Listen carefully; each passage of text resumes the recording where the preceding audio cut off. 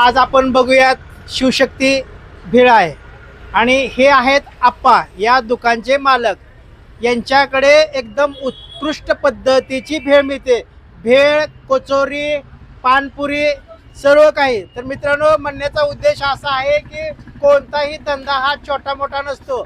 छोट्या छोट्या धंद्यामध्ये मोठा मुनाफा असतो आणि भरपूर पैसा कमवला जातो. अशा पद्धतीने कोणताही धंदा करत असताना आपण लाजायचं नाही आणि आपण हा व्यवसाय करत राहायचा आहे. तर आत्ताच्या घडीला असं कंडिशन आहे की मित्रांनो, लोकांना कामधंदे नाहीत, नोकऱ्या नाहीत. त्याकरिता आपण कुठलाही व्यवसाय करत असताना अजिबात लाजायचं नाही. आणि म्हणून मी आज आलेलो आहे शिवशक्ती भेळ खाण्यासाठी.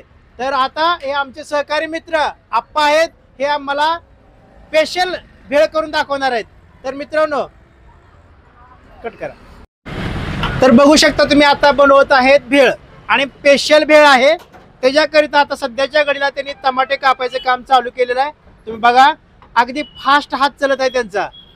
टमाटे कापून आता झालेले आहेत आणि ते टाकलेलं आहे. इकडे बघा, मिक्स भेळसाठी चुरमुरे वापरलेले आहेत.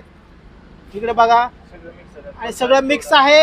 एकदम 13 प्रकारचे आयटम याच्यामध्ये मिक्स आहेत. इकडे थोडीशी मिरची आहे, मीठ, नमक टाकलेलं आहे. इकडे चुरमुरे टाकलेले आहेत आणि इकडे बघा गोड गुळ खजूर बघा, विलायची, चिंच, हे संपूर्ण नॅचरल पद्धतीचं हे आहे. आणि आता सध्या पूर्ण भेळ आता बनवून झालेली आहे आणि सध्या प्लेटमध्ये टाकायचं काम चालू आहे. बघा, मस्तपैकी भेळ तयार झालेली आहे. आणि इकडे बघू शकता मित्रांनो, हो का, हे बघा कशी आहे भेळ. ओह, ना दे खुळा, एकच नंबर. ओह, काय जबरदस्त. हा, काय टेस्ट आहे राव, काय स्वाद आहे राव. आप्पाची भेळ म्हणजे काय, त्यांच्या हाताची जादूच आहे. खाऊन बघू, टेस्ट बघू आपण आप्पाच्या हातची भेळ.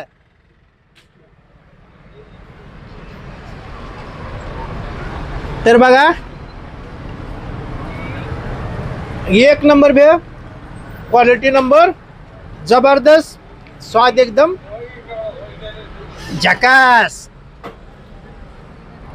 तर मित्रांनो, आता मी भेळ खाल्लेली आहे. भेळचा स्वाद बघितला, क्वालिटी बघितली आहे, टेस्ट बघितलेले आहे. आणि आप्पाचे भेळचं दुकान जे आहे, ती शिवशक्ती भेळ जी आहे ती आहे तुळजापूरमध्ये. आणि तुळजापूरमध्ये जर आल्यानंतर आपण बस स्टँड पासून धाराशिवला जर जात असाल तर हे आहे बापजीचा अड्डा. इकडे तुम्ही बघू शकता, इकडे साईडला बापजीचा अड्डा आहे आणि इथं आप्पाचं भेळचं दुकान आहे. इकडं आहे बाजारकडला जायचा रस्ता आणि याच्या मधोमध आप्पाचं दुकान आहे, भेळचं दुकान.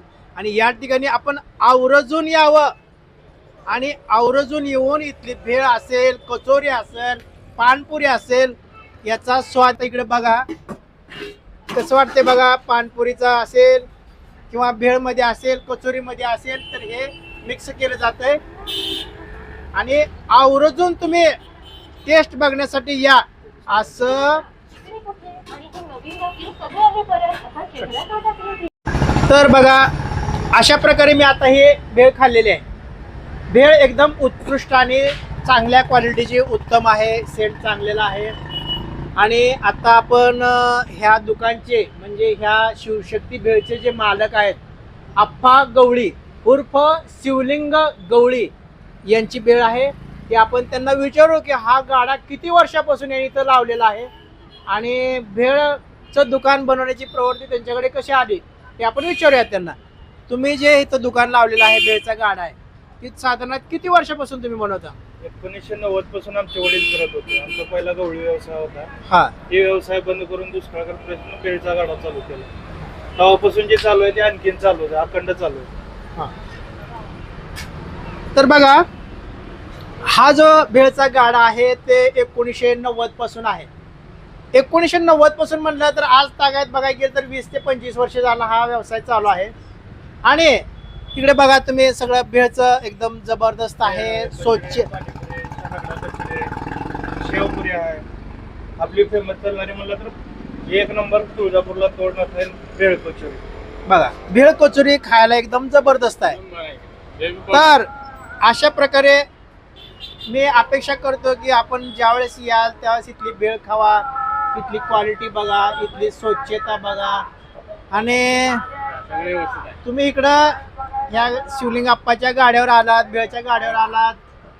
भेळ कधी खाऊन बघितली का तुम्ही? कशा भेळ? एक नंबर क्वालिटी. नक्की का? नक्की. खोट बोलायचं नाही. क्वालिटी क्वांटिटी कॉपी करायची नाही. हा, कशी वाटते तुम्हाला इथली क्वालिटी? तर सुपारीच खायची. तर मित्रांनो, आता आपण या इथली भेळ खावा, इथली क्वालिटी बघा. इथलं बघू शकता तुम्ही, एकदम स्वच्छ, सुंदर, निर्मळ अशा पद्धतीचं एकदम स्वादिष्ट भेळ आहे, कचोरी आहे, पानपुरी आहे. ते आपण आमच्या आप्पाच्या दुकानाला एकदा येऊन भेट द्याच.